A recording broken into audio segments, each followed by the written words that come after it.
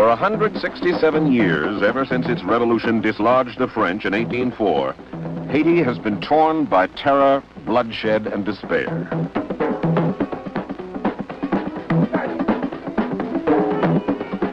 Of its 34 presidents, only 6 have finished their term in office.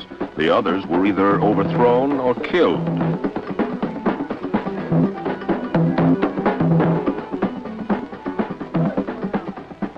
Still, Haiti likes to call itself the Pearl of the Antilles. It had surely been that for the French, said to be the richest, the most prosperous colony in all the world. Coffee and sugar, mahogany and molasses were the treasures. But after the 500,000 blacks revolted against their white masters, they began to fight among themselves. The agricultural economy disintegrated. The big plantations were broken up.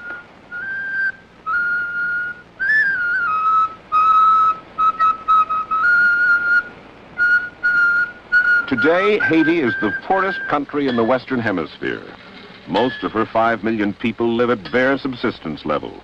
The average annual income for a Haitian is $75. His life expectancy is 48 years.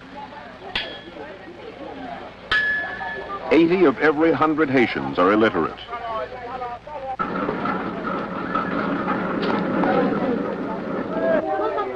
And like so many undeveloped countries, this one too is in the middle of a population explosion. The finance minister of Haiti, Edouard Francisque, told us candidly of the most serious problem his country faces. How serious is the unemployment? What is the unemployment rate? Oh, it is a very big problem. I guess that 70% of the active population in Haiti is composed of unemployed. Of course, some of them live on a subsistence economy rather than a money. Yes, as a matter of fact, we have around 80% of the total population of Haiti living in the countryside, in the rural area, but living on an agricultural of subsistence. And I must say, agriculture is one of the key problems we have here in this country. You have to improve the poultry, the husbandry, the cattle breeding, the foodstuffs and things like that, you know. But we do have also a big part of this agriculture dedicated to exportation. And we do have some cocoa, sugarcane, and things like that, you know, for exportation. We have received a lot of experts from Israel. The Israelis are very good agricultors, and they are used to cooperatives, and they have made a lot of progress, and we plan to extend the program in other areas in the country.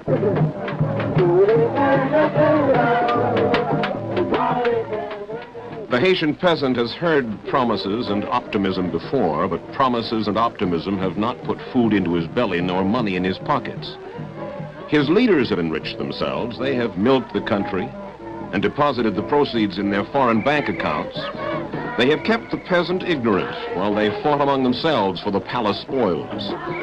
While through the years, in their voodoo and their rah-rah, the peasant, in the countryside and in the city, has eked out his existence.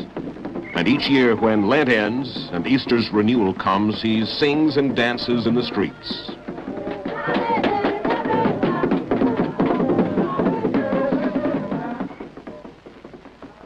Here lies Papa Doc, Francois Duvalier, the 34th president of Haiti. He ruled this black republic from 1957 to 71. And during those years, tens of thousands of his countrymen fled their homeland. Hundreds of thousands more lived here under terror. If the king is dead, long live the new king, baby Doc, Jean-Claude Duvalier, 20 years old, now at the end of his first year in power. A year in which, it seems, the winds of change began to blow in Haiti.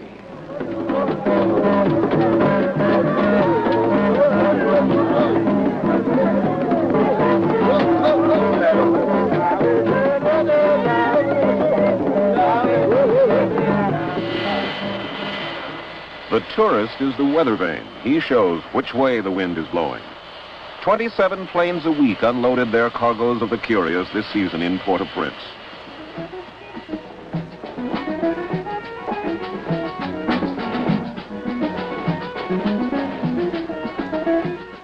ships have begun to call again. The street vendors and the taxi cabs are making money.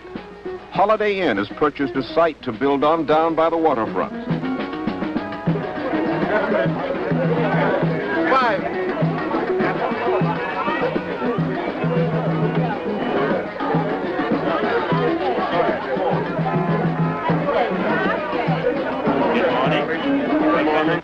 They come in search of something comfortably exotic, and they feel a good deal safer now that Papa Doc is gone.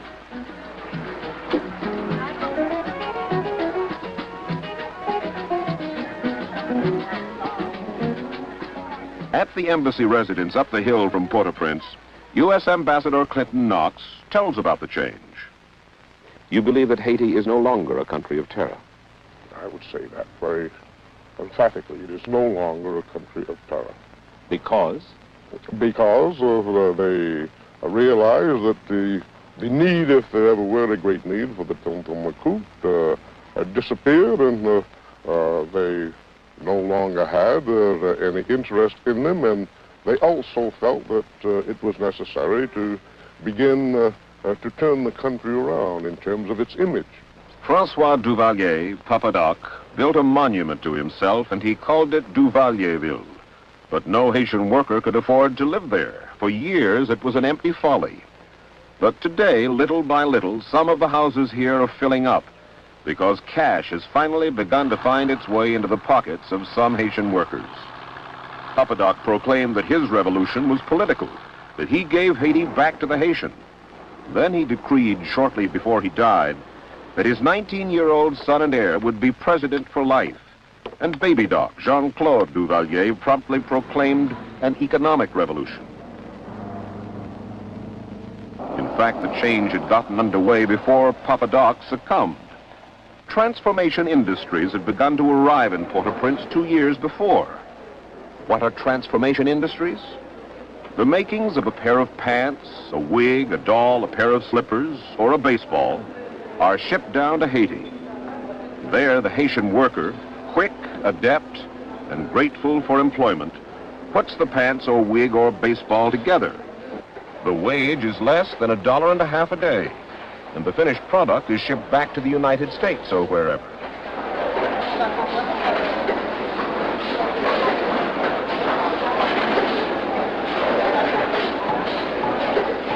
$10,000 workers in Port-au-Prince now make their living this way.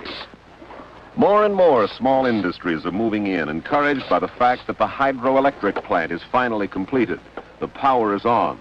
The government and the tax structure is bidding them welcome.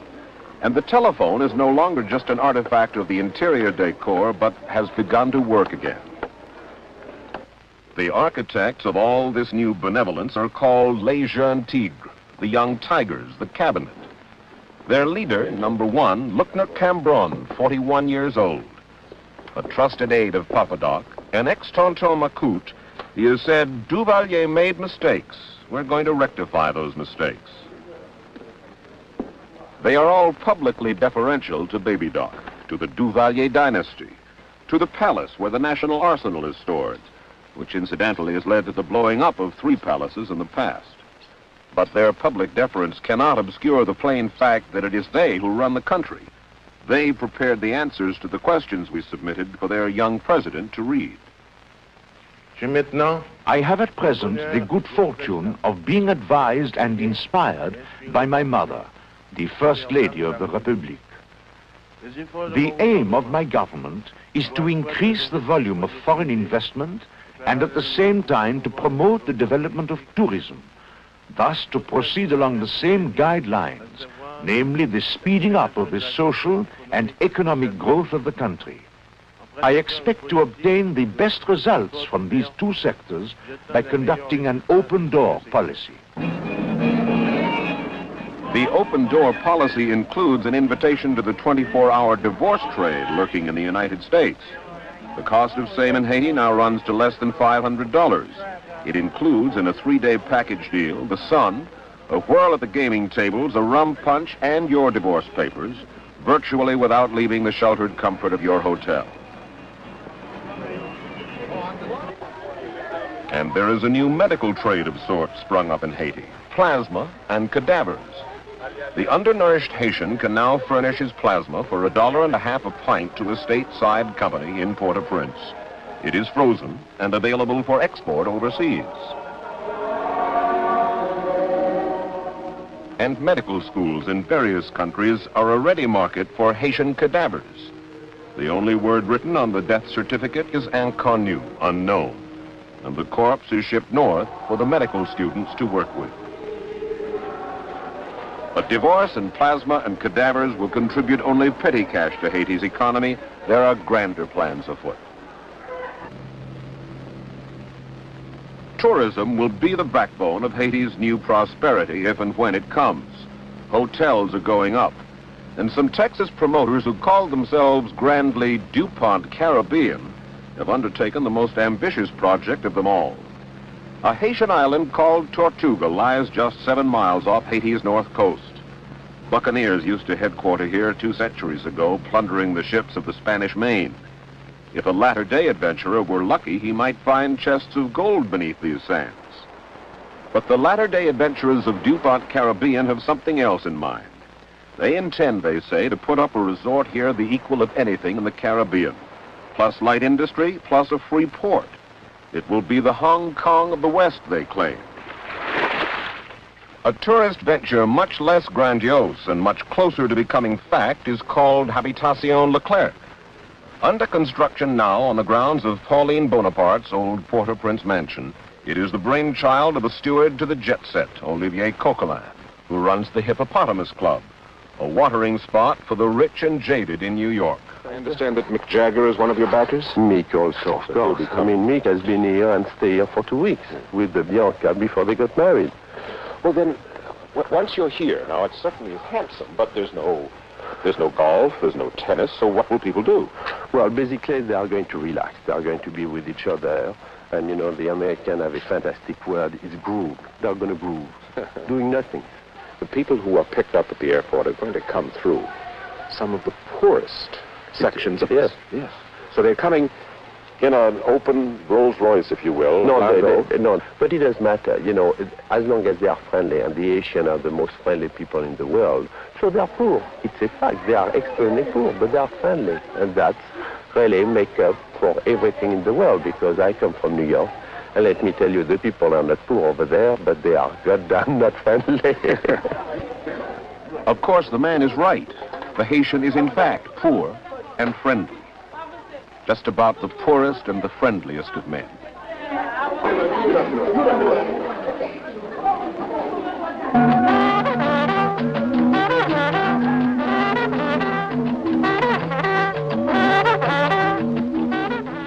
Their art shows it best of all.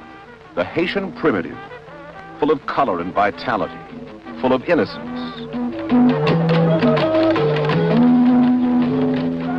Innocence in Haiti seems incongruous in the light of all of the grisly tales that have come from there in the last decade and more. But anyone who travels there must be enchanted by the gentleness of the Haitian people and by the brooding beauty of their land. If the men who rule in Haiti now have determined they'll be faithful to their promises of stability and justice, these Haitians may have just a chance to realize the hope of the Easter they are celebrating. These Haitians who have sung and danced their way through so many hopeless years.